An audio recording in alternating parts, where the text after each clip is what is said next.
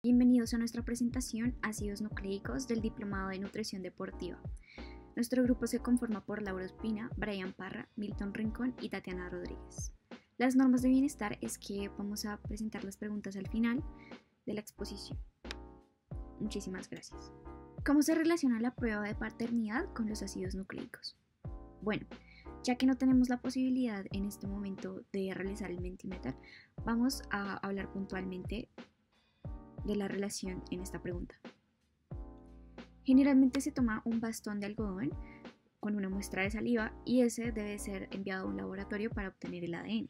A partir de este ADN se realiza la prueba de paternidad. Solo se necesitan las muestras biológicas del hijo y del padre.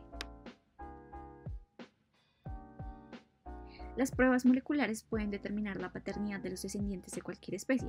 Estas pruebas de paternidad están basadas en las diferencias en las secuencias del ácido nucleico del núcleo de las células. El ácido nucleico de las células está distribuido en los 46 cromosomas de cada célula. Bueno, vamos a empezar con qué son los ácidos nucleicos. Son polímeros formados por nucleótidos. Su estructura es una base nitrogenada, una pentosa y un fosfato, como podemos ver aquí en la imagen. Los ácidos nucleicos son macromoléculas presentes en todos los seres vivos. La importancia de estas macromoléculas radica en sus funciones, las cuales son el almacenamiento, la expresión y la transmisión de la información genética. Existen dos tipos de ácidos nucleicos, los cuales son el ADN, el ácido desoxirribonucleico, y el ARN, el ácido ribonucleico. El ácido desoxirribonucleico codifica la información que la célula necesita para fabricar las proteínas. El ácido ribonucleico presenta diversas formas moleculares y participa en la síntesis de proteínas. La célula codifica información como cuando se graba en una cinta en los ácidos nucleicos, así que la secuencia de estas moléculas en el polímero puede transmitir a ser una proteína, por ejemplo, replicar o trasladar al núcleo. Otra cosa interesante de los ácidos nucleicos es que son proteínas estables. Si piensas acerca de la necesidad de transmitir la información genética de una célula a otra, te gustaría una molécula estable y que no se deshaga por sí sola, y esa es una de las características principales de los ácidos nucleicos. El nombre de ácido nucleico proviene del hecho de cómo fueron descritos por primera vez, ya que en realidad tienen propiedades muy ácidas, muy similar a los ácidos que conocemos normalmente. Y el término nucleico viene del hecho de donde se aislaron por primera vez, ya que se encontraron en el núcleo. Ahora, en cuanto a las bases nitrogenadas son las que contienen la información genética. En el caso del ADN, las bases son dos, purinas y 3 pirimidinas. Las purinas son A, adenina y G, guanina. Las pirimidinas son T, timina, C, citosina y U, uracilo.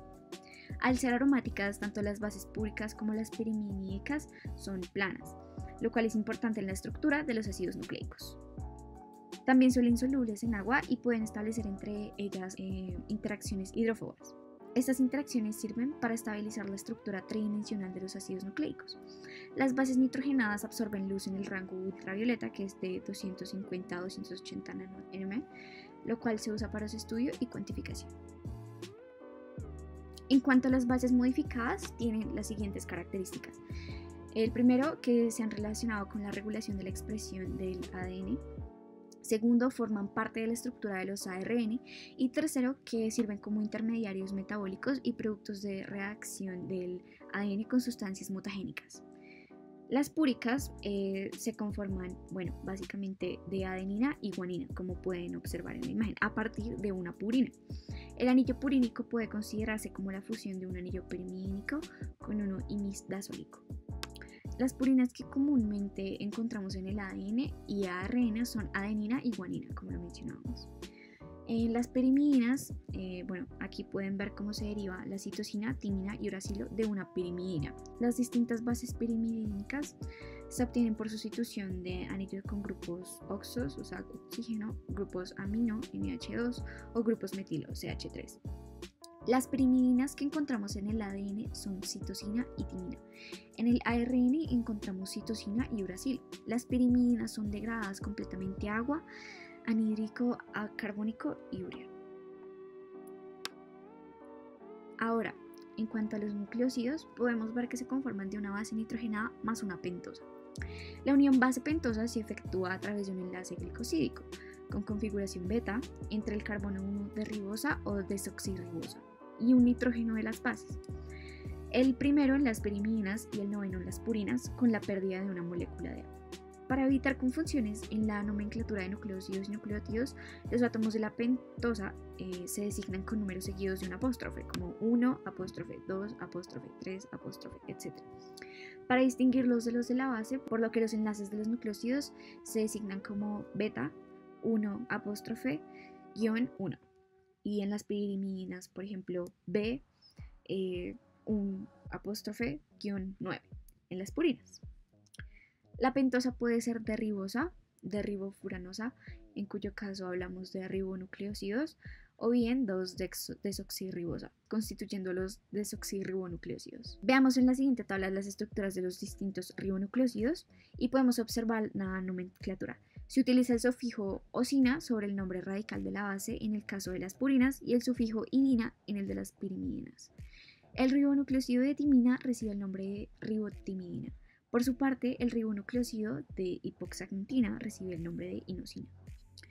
Por otra parte, los desoxinucleósidos se denominan con el prefijo desoxi delante del nombre del nucleósido.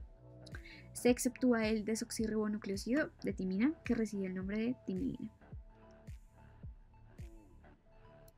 Bueno, aquí podemos ver la conformación anti-sin de los nucleósidos, y los nucleósidos son más solubles que las bases libres y los planos de la base.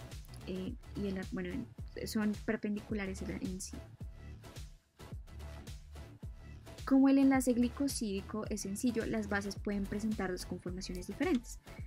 Anti cuando el plano de la base está alejada del plano de la pentosa, y sin cuando las bases están sobre el plano de la pentosa. Los nucleósidos púricos pueden presentar ambas conformaciones, aunque la anti es más estable. Los pirimidínicos solo pueden existir en anti porque el oxígeno en el carbono 2 no permite que se forme la sin. Ahora vamos a hablar de las pentosas. Las pentosas son monosacáridos formados por una cadena de 5 átomos de carbono que cumplen una función estructural. Como en los demás monosacáridos, aparecen en su estructura grupos hidroxilo o H, como pueden ver aquí. Además, también pueden llevar grupos cetónicos o aldehídicos. Uno de los destinos metabólicos de la glucosa en animales y plantas vasculares es la oxidación vía pentosa fosfato para producir ribosa 5-fosfato, una pentosa que forma parte del ADN. Las pentosas pueden ciclarse mediante reacciones del carbono-carbonilo de la función aldehído o cetona con un grupo hidroxilo secundario en una reacción intramolecular para formar hemiacetales o hemicetales cíclicos. Las pentosas pueden formar piranosas o furanosas. El grupo aldehído de las aldopentosas, igual que en todas las aldosas, puede ser oxidado y convertido en grupo carboxilo. El producto formado se denomina ácido aldónico. El ácido monocarboxílico puede experimentar una segunda oxidación, la cual ocurre en el carbono 6, un alcohol primario, siendo convertido en un ácido dicarboxílico, denominado ácido aldárico. Bueno, hablando más propiamente de los nucleótidos, se trata de la unión de una base nitrogenada a una pentosa y son ésteres fosfóricos de los nucleótidos. Estos tienen un grupo fosfato. Están formados por la unión de un grupo fosfato al carbono 5, apóstrofe, de una pentosa. A su vez, la pentosa lleva unida al carbono 1, apóstrofe, una base nitrogenada. Estos se forman cuando se une un ácido fosfórico a un nucleósido en forma de ion fosfato, mediante un enlace éster en alguno de los grupos OH del monosacárido. El enlace éster se produce entre el grupo alcohol del carbono 5, apóstrofe, de la pentosa y el ácido fosfórico. Aunque la ribosa tiene 3 posiciones en las que se puede unir el fosfato 2, apóstrofe, 3 apóstrofe y 5 apóstrofe, y en la desoxirribosa 2, que son 3 apóstrofe y 5 apóstrofe, los nucleótidos naturales más abundantes son los que tienen fosfato en la posición 5 apóstrofe. Nucleótidos con fosfato en 3 apóstrofe aparecen en la degradación de los ácidos nucleicos. Se nombra como el nucleósido del que proceden eliminando la A final y añadiendo la terminación 5 apóstrofe guión fosfato, o bien monofosfato, por ejemplo adenosin 5 apóstrofe guión fosfato o adenosin 5 guión fosfato AMP. Los nucleótidos pueden formarse con cualquier nucleósido con una nomenclatura idéntica. Aquí pueden ver a modo de ejemplo, los nucleótidos de adenosina. Bueno, una molécula de ATP se refiere al portador primario de energía de una célula. La mayoría de las reacciones metabólicas que requieren energía están acopladas a la hidrólisis de ATP. El fosfato puede aparecer esterificado a 2 grupos, Tal es el caso de los llamados nucleótidos cíclicos. Y vemos como el ejemplo adenosina-3' monofosfato cíclico y CAMP, en el cual el fosfato esterifica simultáneamente a los hidroxilos 3' y 5'. Bueno, ahora hablando de los desoxinucleótidos, la formación de estos enlaces requiere bastante energía, lo que resulta en una ruptura de un fosfato con el ATP. La diferencia es que no pueden formarse en el carbono 2-fosfato porque, bueno, no hay grupo OH, por lo que solo puede haber 3' y 5' desoxinucleótidos. Aquí podemos ver ejemplos de los nucleótidos de las 4 bases que forman parte del ADN. Además de formar la estructura de los ácidos nucleóicos, los nucleótidos tienen otras funciones relevantes, como que el nucleósido adenosina tiene funciones de neurotransmisor. El ATP es la molécula universal para transferencia de energía. El UDP y el CDP sirven como transportadores en el metabolismo de glúcidos, lípidos y otras moléculas. El AMPC, GMPC y el propio ATP cumplen funciones reguladoras. AMP forma parte de la estructura de coenzimas como FAT, NAD+, NADP+, y CoA. Aparte de su carácter como monómeros de ácidos nucleicos, la estructura de un nucleótido está generalizada entre las biomoléculas y particularmente como coenzimas. Entre las más representativas podemos nombrar la niacina adenina dinucleótido, forma reducida NADH, flavina adenina dinucleótido, que es FAT, coenzima A, forma acetilada acetil CoA, uridina difosfato glucosa, UDP. Bueno, aquí vemos el ejemplo de los nucleótidos y sus grupos más particularmente, y los podemos distinguir: purinas, pirimidinas, y aquí vemos la diferencia entre el nucleósido con la estructura pentosa base, enlace gludocídico, bien con el OH y el oxígeno, el nucleótido difosfatado y el nucleótido trifosfatado. Ahora, sobre las interacciones entre los nucleótidos, las bases nitrogenadas son poco polares, por lo que su interacción con el agua es baja o nula. Las pentosas, gracias a su grupo hidroxilo, son más polares y por lo tanto hidrofílicas. El fosfato tiene varios oxígenos que le otorgan una carga negativa, lo que lo hace polar y puede interactuar con el agua. También hace que el ADN esté cargado negativamente. Las bases nitrogenadas interactúan entre sí mediante puentes de hidrógeno. La adenina se asocia con la timina y uracilo, la guanina con citosina. Una cadena con secuencia AAA-CG-CT va a interactuar con su cadena complementaria TTT-GCGA mediante puentes de hidrógeno. Vamos a hablar entonces del ARN, que es el ácido ribonucleico. Esta es una molécula que transfiere la información genética por toda la célula. Entonces, gracias a que se realiza esto, se realizan las funciones necesarias para la vida, como la producción de proteínas. Estas se obtienen mediante la transcripción del ADN y la traducción que realiza el ARN. Entonces vamos a ver su estructura, el cual empieza siendo un monocatenario. Esto significa que es de una sola cadena o cadena sencilla, y debido a esto tiene más flexibilidad que el ADN. Más adelante vamos a ver un ejemplo de cómo esta flexibilidad permite que tome diferentes formas. Entonces, vemos que también contiene un azúcar ribosa, la cual es la de la derecha. Una curiosidad de esta azúcar es que si la vemos en su forma lineal, la ribosa tendría un grupo aldehído, pero si la vemos en su forma cíclica, tendría un grupo eto. En la naturaleza, todas las azúcares las podemos encontrar en forma cíclica. Entonces, pues la verdad, esta curiosidad no significa que afecte en el funcionamiento o en la estructura del azúcar, sino que solo se cambia para poder demostrarla en un dibujo o en un esquema. También tiene 4 bases nitrogenadas, las cuales pueden ser 2 purinas, la guanina y la adenina, y 2 pirimidinas, la citosina y el uracilo. Y un esqueleto que es un grupo fosfato unido a un azúcar ribosa. Esta estructura contiene una larga serie de nucleótidos. Ahí podemos ver la estructura del ARN en la imagen de la derecha. El ARN es inestable debido al azúcar pentosa que contiene. Esto hace que sea más reactivo en medio básico cuando se encuentra libre, haciendo una hidrólisis alcalina donde la molécula de OH pierde el hidrógeno, quedando el oxígeno solo cargado negativamente. Debido a esto, el ARN se autodegrada y por las consecuencias que trae esta hidrólisis son mutaciones de diferentes tipos. En la imagen podemos ver el proceso de la hidrólisis alcalina para que termine el azúcar sin el O, sin la H, perdón.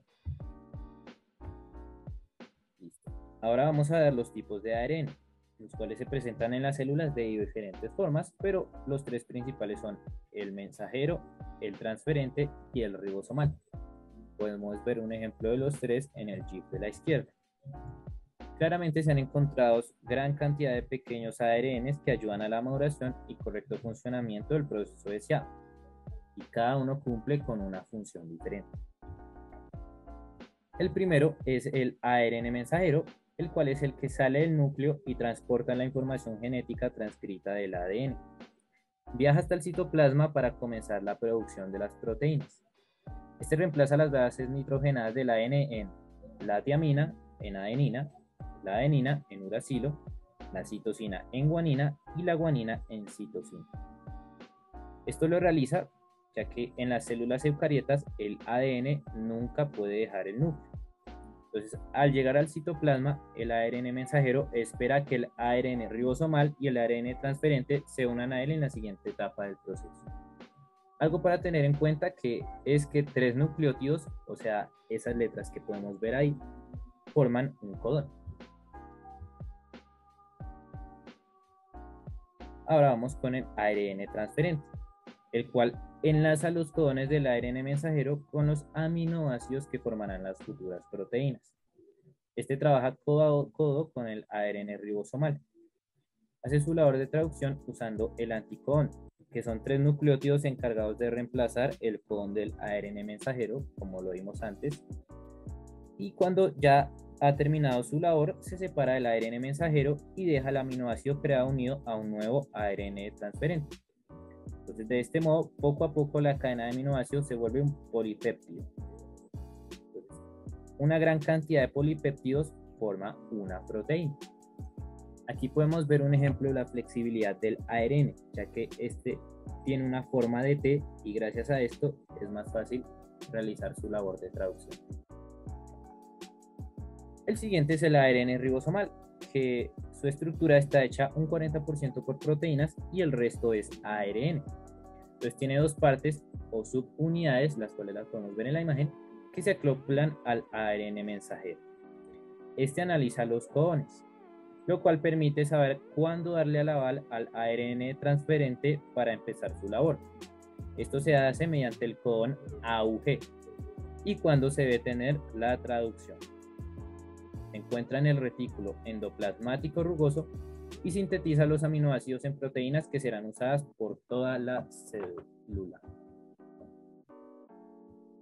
Las mutaciones. Estos son un cambio anormal en la secuencia del ADN.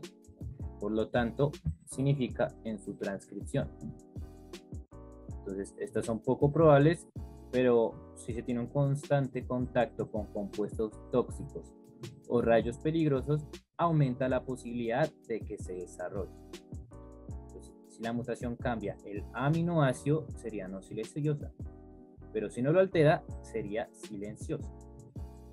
Un ejemplo de una mutación es el prión, el cual es una proteína anormalmente doblada que causa enfermedades mortales y silenciosas. Esta no contiene ADN, por lo cual se ha hecho complicado conocer cómo se duplica y logra formar patrones atados que desatan problemas en el sistema. Este prión principalmente ataca las células nerviosas. Entonces se piensa que el ARN es el culpable de esta mutación. Muy buen día para todos. A continuación lo que voy a estar enseñándoles es acerca un poco de los conceptos previos y como tal la transcripción. Bueno, empezamos con el ADN, que ya sabemos bien que almacena la información necesaria para la construcción de un ARN funcional o de simples nuevas proteínas. Además de que hablamos de genes, que son aquellos que contienen información en una porción del ADN para la codificación de una proteína. Así es que se definen los genomas, que serían el conjunto de genes en un organismo de estudio particular. Bueno, Ya hablando propiamente de la transcripción del ADN y ARN mensajero, nos referimos al proceso en que un gen del ADN se hace una copia en ARNM. Después de un mayor proceso o evolución, se hace una traducción a la proteína, donde se van a constituir aquellos aminoácidos que van a ser parte de ella. Por ejemplo, en el caso de las células eucariotas, es decir, aquellas con una membrana que encierran al núcleo del citoplasma con otros componentes, el proceso de transcripción va a ser en dicho núcleo. Bueno, ya hablando más de la síntesis del ARNM, entendemos de que en el primer paso se entiende al promotor como la secuencia de bases, que son como los indicadores de un punto de iniciación de la transcripción. Tenemos en el segundo que la caja TATA AA es un espacio muy rico en adenina y timina. En el paso 3, lo único que va a hacer es como la formación de todos los complejos sobre el promotor de 20 proteínas. Y ahí es cuando se va a iniciar la transcripción de la caja TATAA. Bueno, a continuación son todo el proceso del corte de empalme. Cuando se habla de intrones, hablamos de fragmentos no codificantes para una proteína que se quedan en el núcleo, como para reciclar aquellos nucleótidos. Y cuando nos referimos a los exones, son como aquellos fragmentos que sí son codificantes. Y estos se van a unir. En el paso 5 se habla de una posición de casquetes y una degradación, una pérdida de algún material y por ende hay un desequilibrio. Y en la parte 6 hablamos de que el ARNM ya desarrollado va a salir al citoplasma para ser leído y traducido, es decir, que va a ser leído por ribosomas y traducidos por ARNT. Bueno, hablando más del código genético, nos referimos a que tiene ciertas funciones del ARN, como sería la guía de una síntesis de péptidos de proteínas esenciales para el funcionamiento de los organismos. Como ya dije, va a hacer uso de codones, que es como un lenguaje usado en la traducción de ARNM, y ellos van a indicar cuáles aminoácidos se van a ubicar en cierta proteína. En total se hace uso de 61 codones para la codificación y 3 para finalizar aquella cadena. Así que estaríamos hablando de 64 codones al final de todo el proceso. Cuando hablamos de un código genético, hablamos de un código universal, específico y redundante.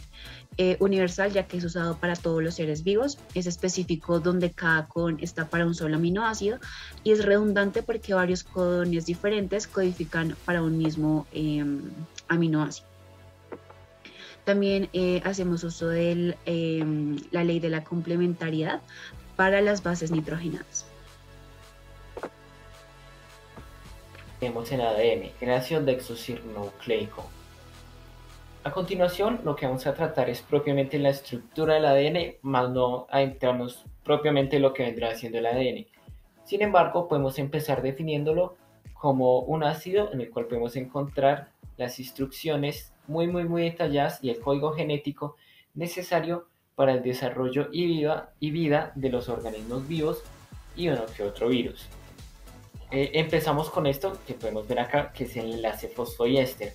Aquí contamos con conceptos que ya hemos visto en nuestra exposición como base púrica y base pirimídica. Sin embargo, nos vamos a centrar en lo que encontramos en este recuadro gris. Lo que sucede es que tenemos una unión de fosfato, oxígeno, pentosa y, más importante aún, un carbono 3 y un carbono 5, cada uno de un diferente nucleótido. ¿Qué tienen de importante estos nucleótidos? Lo que sucede es de que estos enlaces de estos nucleótidos generan que el ADN busque la forma más fácil en la que se pueda organizar, y es la forma en la que lo conocemos, es decir, como enrollado, o de una forma más técnica, la doble cadena, lo que hace que el ADN se proteja de su medio acuoso en el cual se encuentra. Esto tiene dos hebras.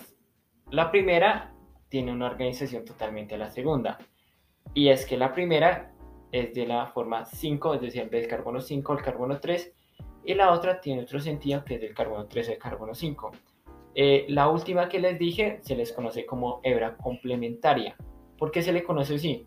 Lo que sucede es que hace bastante tiempo un grupo de científicos se dio cuenta de que se encontraban las mismas cantidades de bases nitrogenadas con las que resultaban complementarias, es decir, de su hebra complementaria.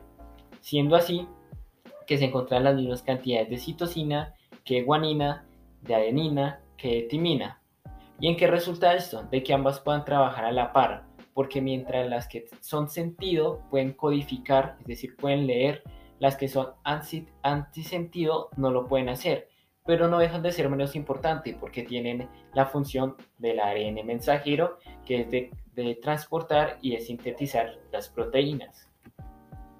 Podemos encontrar otra forma de estructura, que es la estructura terciaria, y es cuando hablamos de mitosis, propiamente un cromosoma. Lo que sucede es que se busca la forma en la que el ADN se enrolle en lo que se conocen como histonas, que es una estructura proteica de 8 subunidades que permite que esto se compacte de forma muy pequeña, para que en el momento que realicemos una mitosis se pueda dar el mismo código genético a las dos células hijas que nazcan a partir de la célula madre. Esto debido a que se junta el nucleosoma con nuestras histomas para que se genere lo que conocemos como cromosoma.